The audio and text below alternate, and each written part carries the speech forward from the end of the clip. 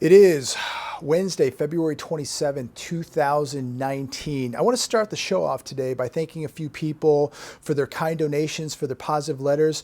I want to thank James in Swanville, Minnesota, Tom in Mesa, Colorado. Tom, thanks a lot. I hear from you every week. I thank you so much.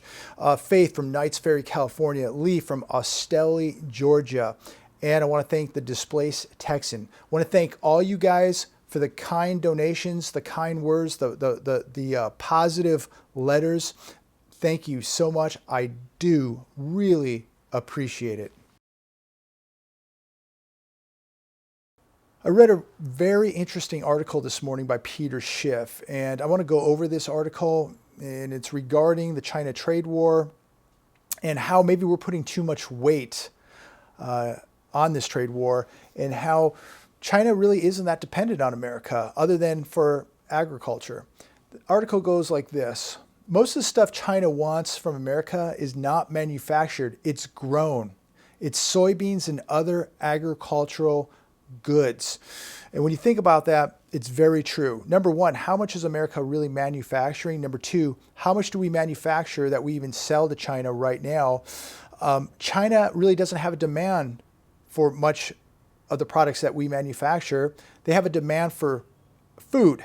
They have a demand for water because they don't have access to a lot of clean water. They don't grow enough food, produce enough food to feed the amount of people that they have. So they're dependent on other countries to import food back to their country to supply the population that they have. When the dollar collapses and prices America out of the import market and we cannot keep buying cheap stuff any longer, when foreigners no longer lend us money to keep buying cheap imports, which is propping up the economy, your standard of living is going to change. I think he makes a very, very good point there. You don't think the dollar is going to be affected? You're thinking wrong. 0% interest rates and more quantitative easing are coming, and this is going to devastate the US dollar. I totally believe that is what is going to happen because they have no choice. Rates are too low at 2.25%. There's nowhere to go when we are in an actual recession. There's nowhere to go but down, and we only have a couple points to adjust. We'll be at zero quickly. America will be so broke at this point, it won't be able to buy anything. Rate cuts at this point are not stimulating the economy. They're inflating the bubbles. Recession signs. Housing starts down 11.2%. Home sales drop 8.5% year over year. Industrial production is diving. Retail sales down 1.2% in December. I read an article today, economist David Rosenberg. He's talking about restaurant sales. Restaurant sales have declined 4 of the last 5 months at a pace that we have not seen in 25 years. It's the worst. It's worse than 2001. It's worse than 2007 to 2009 during that recession. It is worse than the recession period. I don't live in a make-believe world. I don't live in a world of doom and gloom. I don't live a conspiracy theory type life. I live in the real world. I do not deny these things because they're facts, okay? You can go Google this, you can go to Zero Hedge. These are facts. These people out there that want to call people conspiracy theorists or doom and gloomers, these are the people, these are the most unprepared people. These are the most dumbed down people, the most naive people. These are the people that have no idea what is going on. These are the people who fear that this could actually happen in America. These are the people that probably hit the bong 5, 6, 7 times a day, play video games, watch a lot of NFL football, watch reality TV. Yet, they're going to tell you and I that we're negative, that these are conspiracy theories. I live by reading and looking at statistics and facts.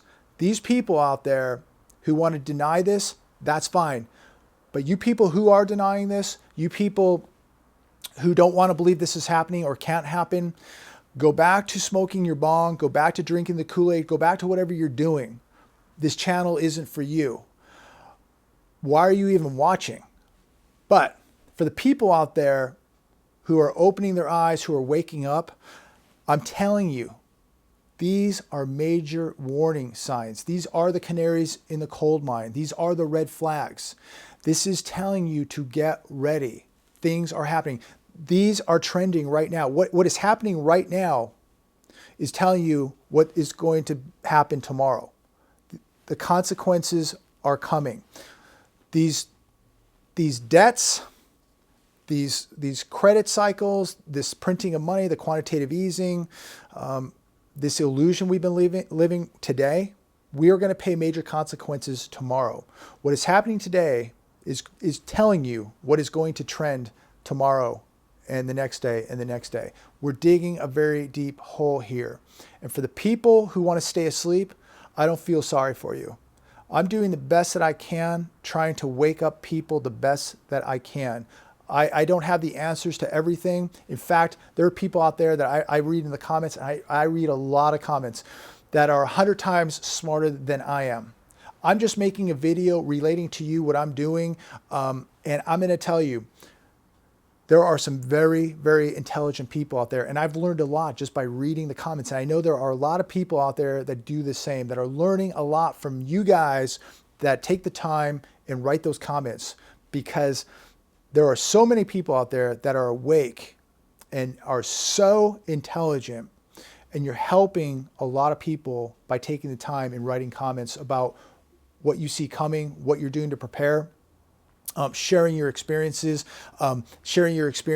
with about friends and family who are asleep, who are in denial. And so we can all relate. So thank you for that. But I'm going to tell you, I am not going to feel sorry for the people who slept through this whole thing while I'm making sacrifices, while I'm taking the time to prepare, while I'm trying to help other people to wake up and prepare. I'm not going to feel sorry for you guys who did nothing to prepare. You think you're going to go to somebody's house who's going to give you food, somebody's going to protect you. It doesn't work out like that. You guys who don't wake up, you're going to suffer the most when an economic collapse comes to America. I promise you that. So if you're not awake, start waking up. Time is running out. Let's get back to reality, what's really happening. It's not pretty.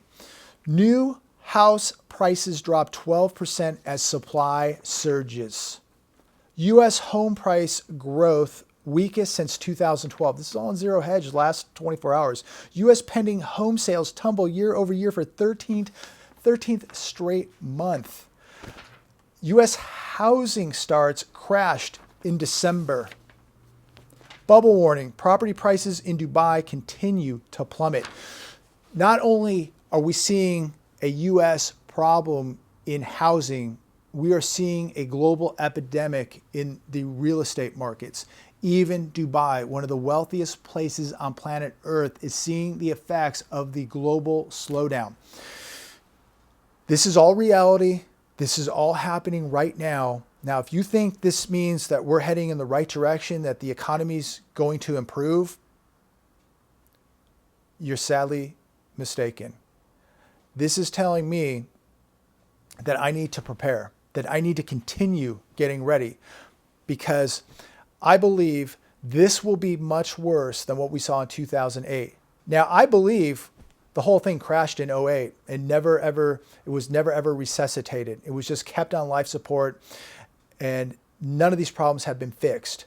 And what that means is we have more debt and more problems today in 2019 than we did in 2008, which is going to equal a very, very bad time in America when they can no longer keep this illusion alive, when they can no longer keep the patient alive, when they're pumping it with adrenaline, with more quantitative easing, more money printing. All it's going to do is devalue the US dollar even more, put America even deeper in debt, and it is no longer giving shots of adrenaline to the economy is no longer going to work.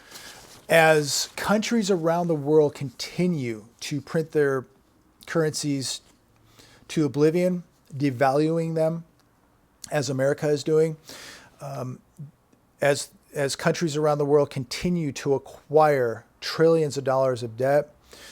The end game, in my opinion, is going to be the debt. And the scary thing is we're going to have so much debt and so much social unrest around the world, and especially right here in America, that it is going to be the most dangerous time in America's history. And again, I cannot reiterate this enough.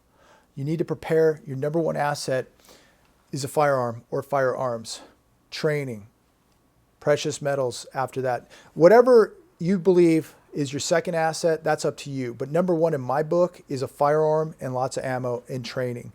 Number two can be food, water, gold, silver, whatever you think it should be, probably food and water, and then going to precious metals. Precious metals are really going to be when we get back out of a economic collapse, when the dust settles, when we're getting back to a monetary system, when things are calming down. You want to have precious metals because you're going to have real money. This is going to give you leverage. This is going to give you an advantage coming out of a collapse because you're going to have real assets, real money. You're going to have purchasing power. I believe that people who hold gold and silver are going to prosper coming out of an economic collapse. And speaking of gold and silver, I also believe you should have some cash set aside too.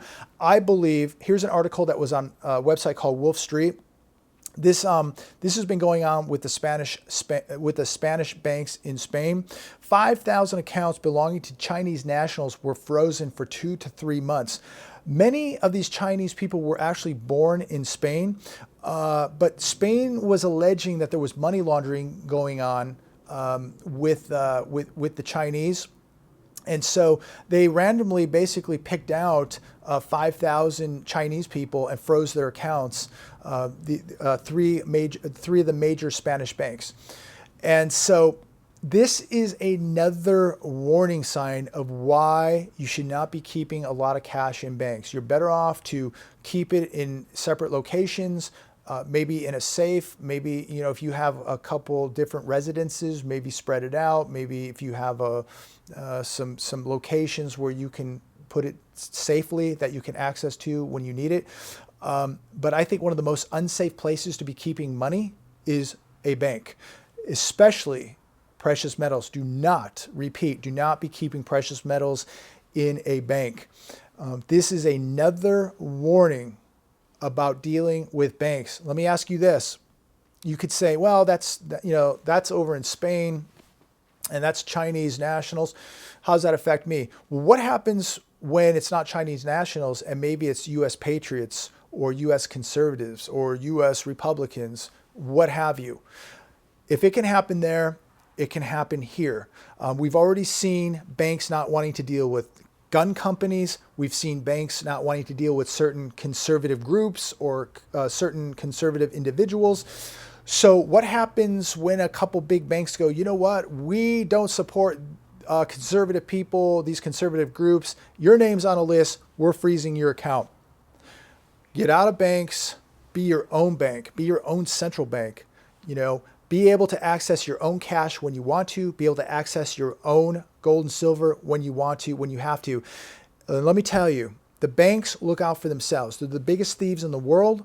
When things happen, when things collapse, when things go down, the banks are going to be looking after their own interests, What if we have a bail-in?